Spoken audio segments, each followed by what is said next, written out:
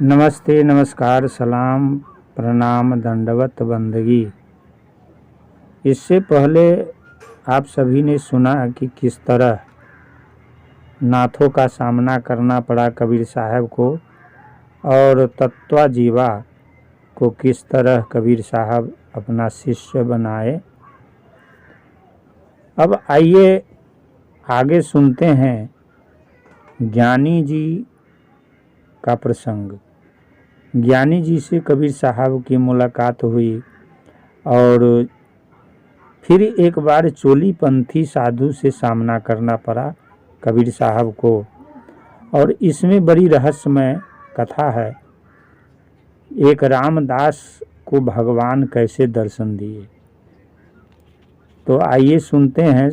सुनने से पहले आप सभी से अर्जी, निवेदन, विनती है कि सब्सक्राइब कर देंगे, लाइक कर देंगे, ज़्यादा से ज़्यादा शेयर कर देंगे। धन्यवाद आप सभी का। शाहे बंदगी। आइए सुनते हैं। इस प्रकार देशाटन करते हुए सतगुरु कबीर गुर्जर प्रदेश के अंतर्गत एक स्थान था जो शुक्ल तीर्थ के पास में ही विद्यमान था, जहाँ ज्ञानी जी नामक एक साधक रहते थे। उनसे भी साहब की भेंट हुई। श्री ज्ञानी जी महाराज साधक थे जिनको यह संदेह था कि मुक्ति भक्ति से होती है या ज्ञान से। साहब ने उनके इस संदेह को दूर कर दिया और मुक्ति के लिए ज्ञान युक्त भक्ति को ही श्रेष्ठ बतलाया, क्योंकि ज्ञान बिना भक्ति के आत्मशुद्धि नहीं होती और आत्मशुद्धि के बिना स्वरूप का ज्ञान होना दुर्लभ है। इसी प्रसंग को साहब ने ज्ञानी जी को विस्तार से समझाया। इस प्रकार ज्ञानी जी से विदा लेकर सतगुरु कबीर ने गुर्जर प्रदेश के अन्य क्षेत्रों में ज्ञान भक्ति का उपदेश दिए। संत मंडली चल रही थी, उसमें भजन भाव हो रहा था। मैं अपने राम को रिझाऊं, मैं अपने राम को रिझाऊं, जंगल जाऊं न वृक्ष छेरूं, न कोई डार सताऊं, पात पात में है अविनाशी, वाही में दरस कराऊं, मैं अपने राम को रिझाऊं। औषध खाऊं न बूटी लाऊं, न कोई वैद्य बुलाऊं, पूर्ण वैद्य मिले अविनाशी, ताहि को नवज दिखाऊं, मैं अपने राम को रिझाऊं। आदि आदि पद गाने वाला कौन? भक्त कबीर। सतगुरु कबीर श्री ज्ञानी जी को निसंदेह कर जीवन मुक्ति प्रदान करके संत मंडली के साथ आगे बढ़े जा रहे थे। कुछ ही दूर नर्मदा नदी के तट पर एक ब्राह्मणों की बस्ती मिली, जिसमें रामदास नामक एक ब्राह्मण निवास करता था, जो कबीर साहब की महिमा को सुन चुका था। अतः उक्त गांव के पास सतगुरु को आया सुनकर वह व्यक्ति भाव के सहित दौड़ता हुआ जाकर कबीर साहब के चरणों पर लेट गया। सतगुरु ने उस रामदास को गले से लगाया और बोले, कहो विप्र, कुशल है न? रामदास ने कहा, हाँ प्रभु, कुशल ही कुशल है। साहब ने पूछा, तुम्हारा क्या अर्थ है? रामदास ने कहा, प्रभु, मुझे भगवान के दर्शन की बड़ी अभिलाषा है, मुझे और कुछ नहीं चाहिए। कबीर साहब ने कहा, तुझे भगवान का दर्शन होगा, परंतु एक भंडारा का आयोजन करो, जिसमें बहुत से साधु संतों को निमंत्रण देकर सूचित कर दो, ताकि सभी भगवान का दर्शन करें। सतगुरु के वचनों को सुनकर श्री रामदास ने बहुत बृहद भंडारा का आयोजन किया, जिसमें निश्चित तिथि पर बहुत दूर दूर से साधु जन, भक्त एवं सज्जन पधारे।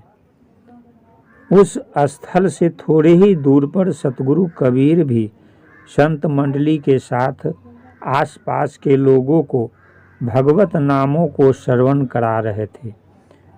उधर रामदास जी के भंडारा के रोज सभी का मन भगवत दर्शन के लिए आकुल हो रहा था।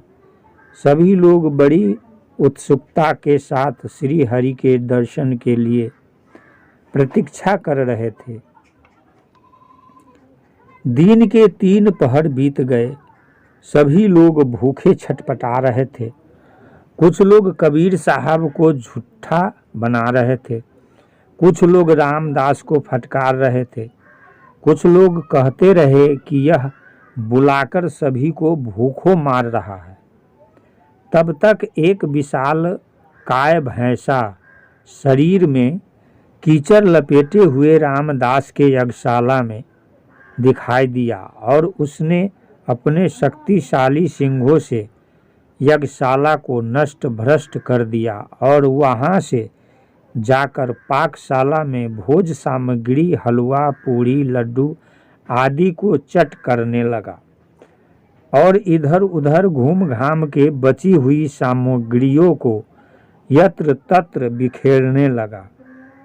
तब तक संतों की उक्त भैंसे पर दृष्टि पड़ी और बड़े जोर जोर से हल्ला करते हुए चारों तरफ से दौड़कर भैंसे को घेर लिया।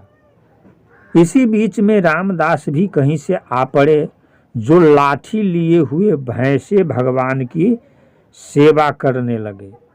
कोई साधु उस भैंसे को सारसा से पीट रहा है, तो कोई साधु बैसाखी के डंडों से पीट रहा है, कोई अपने कमंडल को ही घुमाकर मार रहा है। अब भैंसे बेचारे की दशा दयनीय हो रही थी। तब तक किसी ओर से मार्ग खुला पाया रक रंजित वह भैंसा भाग निकला और पीछे से संतों ने हल्ला करते हुए उसका पीछा किया। भैंसा भागता हुआ संत मंडली के पास पहुंचा, जिसको देखकर सतगुरु कबीर दौड़ पड़े और जाकर उसके गले से लिपट गए। बोले, प्रभु आपको बहुत कष्ट हुआ, भला इस कलिकाल में आपको कौन पहचानता है। सभी लोग माया के गुलाम हैं, इसलिए तो आपको दुख दिया गया है। इतना कहकर सतगुरु अपने कमंडल से जल लेकर भैंसे को धोने लगे। उसके सभी घावों पर संतों से जड़ी मंगाकर मरहम पट्टी की। कबीर साहब के इस प्रकार के व्यवहार से सभी लोग आश्चर्यचकित हो गए और सभी के हृदय से अज्ञान रूपी अविंडका हट गई। क्षण मात्र में ही भैंसा अदृश्य हो गया और रामदास सहित सभी साधुओं ने कबीर साहब के चरणों पर गिरकर क्षमा मांगी और बोले, प्रभु आज हम लोगों को आपने जगा दिया, आज हमारे अनंत जन्मों के दोष मिट गए। इत्यादि बातें कहते हुए सभी अपने अपने घर को चले गए। इधर संत मंडली उक्त स्थान से विदा लेकर प्रत्येक गांव एवं नगरों में भ्रमण करती हुई आगे बढ़ी। इसी संदर्भ में एक चोली पंथी का प्रसंग आता है। किस तरह कबीर साहब उनसे सामना किए, आइए सुनते हैं। गुर्जर प्रांत में ही एक दिन एक घटना घटी जो इस प्रकार की है। कबीर साहब एक दिन घूमते जा रहे थे। इसी संदर्भ में शाम हो गई। एक छोटा सा जंगल था जहां पर एक कुटी दिखाई दी, जिसे देख करके संत मंडली उधर ही चल पड़ी। जहां पहुंचकर संतों ने एक चोली पंथी साधु को देखा। वह साधु बड़ा सिद्ध था। आसपास के लोग उसको अपना गुरु मानते थे। उसी स्थान पर 8 दिन पर माधक्य मेला लगता था। वह चोली पंथी संत वहां पर अन्य किसी संत को नहीं रहने देता था, परंतु उसके विरुद्ध कबीर साहब ने 50 संतों को लेकर वहीं डेरा डाल दिया। इस प्रकार संत मंडली को देखकर वह साधु कुटिया से बाहर आकर बोला, तुम लोग यहाँ से भाग जाओ, नहीं तो तुम लोगों को अन्न जल नहीं मिलेगा। सतगुरु कबीर ने उस चोलीपंथी साधु की बातों को सुनकर कहा, तुम भी संत हो और मैं भी भगवान का भक्त हूँ, एक रात यहीं रहने दो। उस साधु ने साहब की उक्त बात मान ली। तब साहब ने कहा कि तुम भी संत हो, इसलिए संतों से ईर्ष्या नहीं करनी चाहिए। उसने कहा, अच्छा रहो, पर तुम लोगों को अन्न जल और अग्नि नहीं मिलेगी। साहब ने कहा कि बाबा केवल रहने दो, तुमसे कुछ नहीं मांगा जाएगा। उसकी अनुमति से संत मंडली रुक गई और अपने ध्यान पूजा में लग गई। कुछ समय तक आरती पूजा हुई। तत्पश्चात कबीर साहब ने कहा कि आज दिन भर से संत भूखे हैं, इसलिए कुछ उपाय करना चाहिए। श्री पद्मनाभ जी ने कहा, प्रभु यहाँ क्या उपाय करना चाहिए, यहाँ तो सभी चोलीपंथी लोग हैं, वे दूसरों को गांव में आने नहीं देते। ऐसी स्थिति में किससे उपयुक्त बातें कही जाए। पद्मनाभ जी की बात सुनकर सतगुरु ने कहा कि आप लोग अपने अपने जल पात्र को बाहर रख दो। सभी संतों ने वैसा ही किया। उधर चोलीपंथी साधु ने अपना भोजन बनाने के लिए जो चूल्हा जलाया था वह बंद हो गया और उसके पात्र का जल संतों के पात्रों में आ गया, अर्थात जो जो सामान उसके पास था वह सभी संतों के पास चला आया। बिना अग्नि के ही इधर संतों का दाल चावल पकने लगा। उधर उक्त चोलीपंथी साधु संतों के पात्र में चावल उबलते हुए देखकर आश्चर्यचकित हो गया। इसी संदर्भ में उसके कुछ शिष्य भी वहां आ गए। वे सभी इस आश्चर्य युक्त बात को देखकर चकित हो गए। इस चमत्कार से उक्त लोग बहुत प्रभावित हुए और अपने गुरु को वहां से तुरंत भगा कर वे सभी सतगुरु कबीर के शिष्य हो गए। आज भी वहां पर कबीरपंथी रहते हैं जो सदा राम भक्ति करते हैं। यह स्थान व ग्राम बलसार के पास में था, जो अब बलसार से मिल गया है।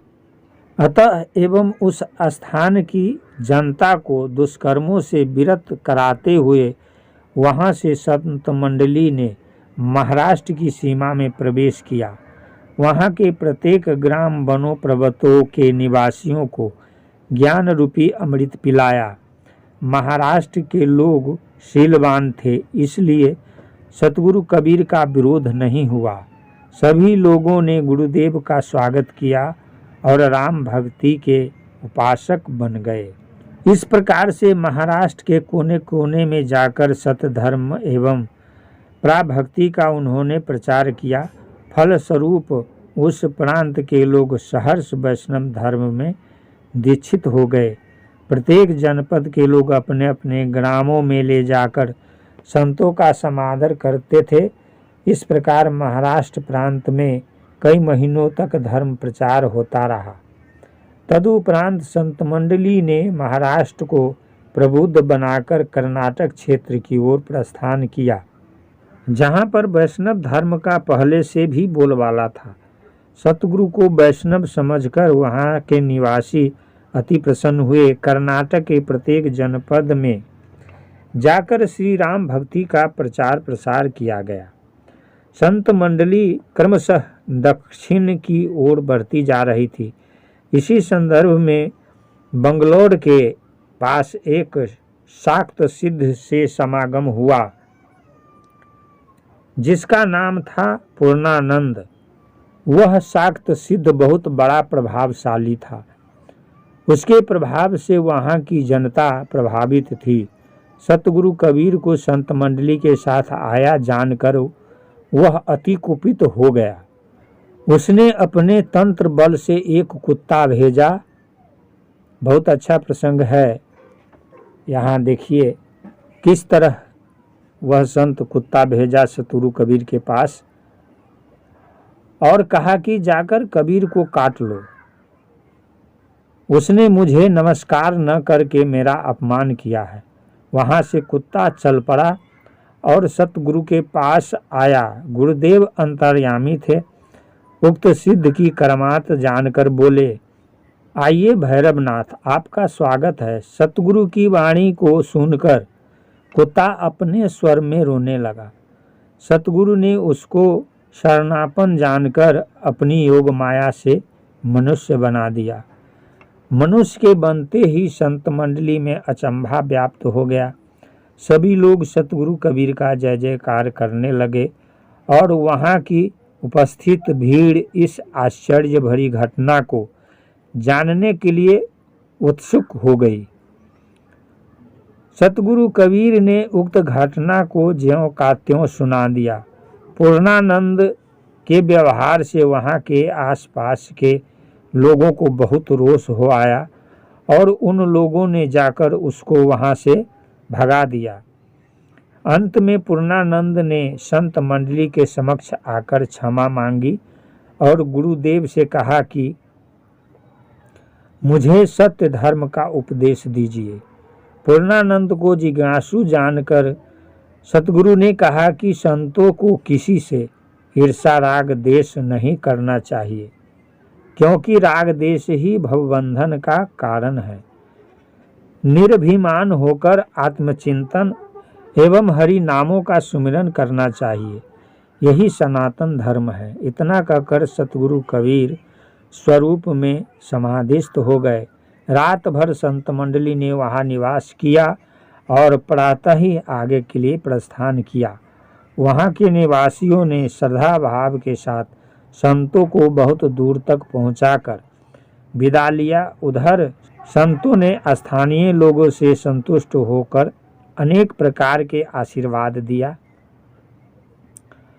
इसके बाद संत मंडली सत्य की शिक्षा देती हुई दक्षिण की ओर मुड़ी और क्रमशः राम भक्ति का प्रचार करती हुई बढ़ती गई।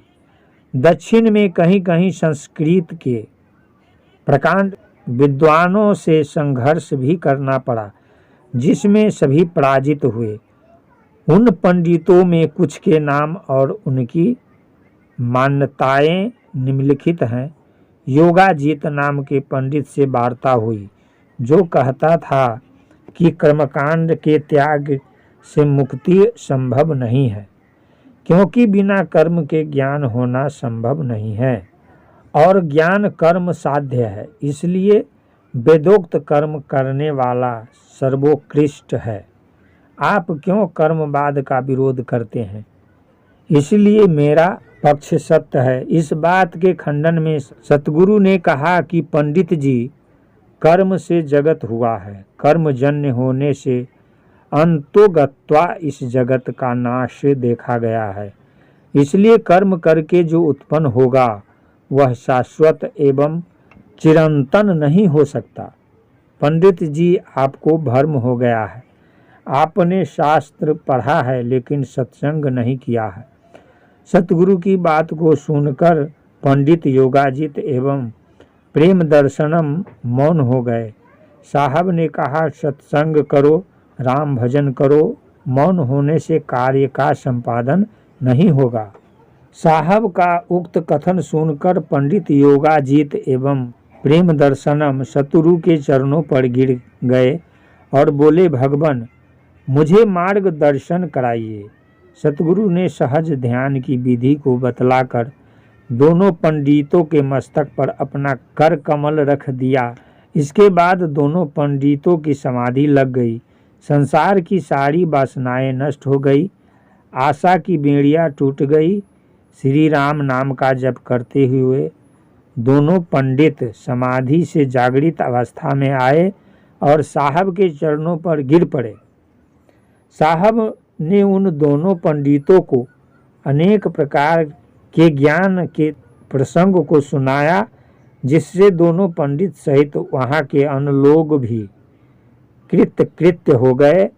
उक्त वार्ता कर्नाटक, केरल तथा तमिलनाडु के संगम के पास तमिलनाडु क्षेत्र में हुई थी। नमस्ते, नमस्कार, सलाम, दंडवत, बंदगी। तो अभी आप सभी ने सुना कि किस तरह